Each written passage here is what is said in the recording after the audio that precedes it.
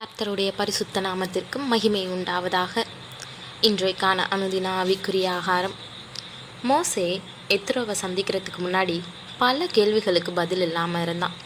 அவன் எங்கே போக போகிறான், அவன் என்ன வேலை செய்ய போகிறான், அவனுக்கு யார் வேலை கொடுப்பாங்க, அவன் எங்கே தங்குவான், இந்த கேள்விகளுக்கெல்லாம் விரைவாக பதில் கிடைச்சிது.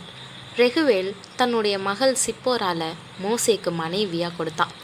இருந்தாலும் மோசே எகிப்தில் தனக்கு ஏற்பட்ட கசப்பான அனுபவத்தை மறக்கவே இல்லைன்றது அவன் தன்னுடைய முதல் குழந்தைக்கு வச்ச பேரில் பிரதிபலிச்சுது. இதை மோசே அந்த மனிதனிடத்தில் தங்கி இருக்க சம்மதித்தான். அவன் சிப்போரால் என்னும் தன் குமாரத்தியை மோசேக்கு கொடுத்தான். அவள் ஒரு குமாரனை பெற்றால் நான் அந்நிய தேசத்தில் பரதேசியாக இருக்கிறேன் என்று சொல்லி அவனுக்கு கெர்சோம் என்று பெயரிட்டான்னு யாத்திராகமம் 2:21-22 நாம் வாசிக்கிறோம். மோசேயினுடைய சொந்த நாடு எகிப்தோ இல்லை, இப்போ தப்பி வந்து அடைக்கலம் புகுந்த மீதியானோ இல்லை.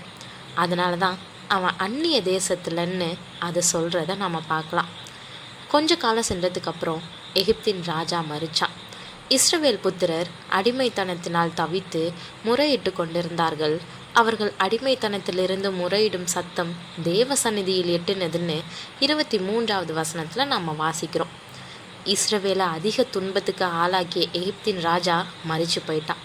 புதிய ராஜன் தோன்றினான். ராஜா மாறினாலும் கொடுமைகள் மட்டும் மாறவே இல்லை. முன்னாடி விட அதிகமாக கொடுமைப்படுத்தப்பட்டாங்க. அவங்களுடைய கூக்குரல் பெருசாக இருந்துச்சு. அவங்க தங்கள் தேவனாகிய கர்த்தரை அறியாதவங்களாக இருந்தாங்க. தேவன் அவர்கள் பெருமூச்சை கேட்டு தாம் ஆபிரகாமோடும் ஈசாக்கோடும் யாக்கோபோடும் செய்த உடன்படிக்கையை நினைவு கூர்ந்தார். தேவன் இஸ்ரவேல் புத்திரரை கண்ணோக்கினார். தேவன் அவர்களை நினைத்தருளினார்னு 24-25 நம்ம வாசிக்கிறோம். இஸ்ரவேல் மக்களுடைய பெருமூச்சை தேவனாகிய கர்த்தர் பார்த்து அவங்க அங்கலாய்ப்பை கேட்டார். அவங்கள அந்த அடிமைத்தனத்திலிருந்து விடுவிக்கக்கூடிய நபரை அவர் ஆயத்தம் செஞ்சு அனுப்ப சித்தமானார். மோசே தன்னுடைய மாமனாரின் ஆட்டு மந்தையை மேய்ச்சிக்கிட்டு இருந்தான். மந்தையை பசுமையான மேய்ச்சல் நிலங்களுக்கு கொண்டு வர்றது அவனுக்கு வாடிக்கையாக இருந்துச்சு. இந்த சந்தர்ப்பத்தில் அவன் ஓரே பர்வதம் மட்டும் ஆடுகளை ஓட்டி கொண்டு வர்றான்.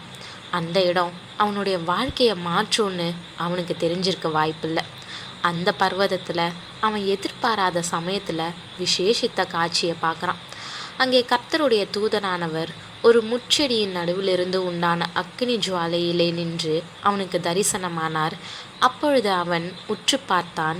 முட்செடி அக்னியால் ஜுவாலித்து எரிந்தும் அது வெந்து போகாமல் இருந்ததுன்னு யாத்திராகமம் 3:2 நாம் வாசிக்கிறோம். கர்த்தருடைய தூதனானவரை நம்ம ஏற்கனவே அறிஞ்சிருக்கிறோம். சாராளினுடைய கடுமையான கோபத்திலிருந்து ஆகார் தப்பி ஓடினப்போ அவர் காண்கின்ற தேவனாக வெளிப்பட்டார். அவர் யாக்கோபுக்கு தோன்றி அவன் பதான் அராமில் இருந்தப்போ அவனுக்கு உதவி செஞ்சார். அதே கர்த்தருடைய தூதனானவர் இப்போ மோசேக்கு தரிசனமாறார். கர்த்தருடைய தூதனானவரை பற்றிய குறிப்பு ஆதியாகமம் மற்றும் யாத்ராகமத்தின் தொடர்ச்சியை நமக்கு உறுதிப்படுத்துது. மோசே மீதியான் தேசம் முழுவதும் அலைஞ்சு தெரிஞ்சிருக்கிறான். அவன் தேசத்தில் பல இடங்களையும் வெகு தூரமான நிலங்களையும் பார்த்துருக்கான். அவன் தன்னுடைய ஆடுகளோட தனியாக இருக்க பயப்படவே இல்லை. ஆனால் அவன் பல வருடங்களாக எத்திரோவின் மந்தைகளை கவனித்து வந்தாலும் இப்படி ஒரு காட்சியை அவன் இதுக்கு முன்னாடி பார்த்ததில்லை. அதனால் இந்த விசேஷ காட்சியை பார்க்க மோசே இன்னும் கிட்டி போக எத்தனைத்தான். நிச்சயமாக மோசே ஒரு பயமுள்ள இல்லை மூட நம்பிக்கை கொண்ட நபர் இல்லை. அவன் எகிப்தில் மிகவும் இளமையாக இருந்தப்போவே மிகுந்த தைரியத்தை வெளிப்படுத்தினான். மேய்ச்சல் எங்கே கிடைக்குதோ அங்கெல்லாம் தன்னுடைய மந்தையை மேய்ச்சலுக்கு அழைச்சி சென்றப்போ அதே துணிச்சலான மனுஷனாகவே இருந்தான். வீடு திரும்புறதுக்கு ரொம்ப தாமதமானப்போ இருண்ட மற்றும் தனிமையான இரவுகளுக்கு அவன் பயப்பட்டதே இல்லை. அவன் தன்னுடைய கவனத்தை ஈர்த்த அந்த காட்சியை ஆராய விரும்பினான். பயம் இல்லாமல் துணிச்சலாக எதையும் சந்திக்கக்கூடிய தைரியம் மோசேக்கு இருந்தது. அவனை பெரிய பொறுப்புக்கு ஆயத்தமாக்குச்சு. பிரியமானவர்களே, தேவன் தமது திட்டத்தை செயல்படுத்த சரியான ஆட்களை எதிர்பார்க்குறாரு. நம்மளுடைய அன்றாட வாழ்க்கையில் எத்தகைய குணாதிசயத்தோடு வாழ்கிறோன்றதை பொறுத்தே நாம் அவருடைய திட்டத்தில் பயன்படுத்தப்படுவோம். மோசே எதற்கும் பயப்படாதவனா, தைரியமாக எதையும் எதிர்கொள்ளக்கூட திராணி மிக்கவனா தன்னை வளர்த்துக்கிட்டான். இளவரசனா எகிப்தின் எல்லா ஐஸ்வர்யத்திலையும் வளர்க்கப்பட்ட மோசே ஆடுகளோட வனாந்திரத்தில் ஜீவிக்க கற்றுக்கொண்டான். அதை அவன் ஒருபோதும் எண்ணி மனம் வருத்தப்பட்டவனா அவன் வாழலை. அவனுக்கு கிடைச்சதில் திருப்தியாக வாழ்ந்தான்.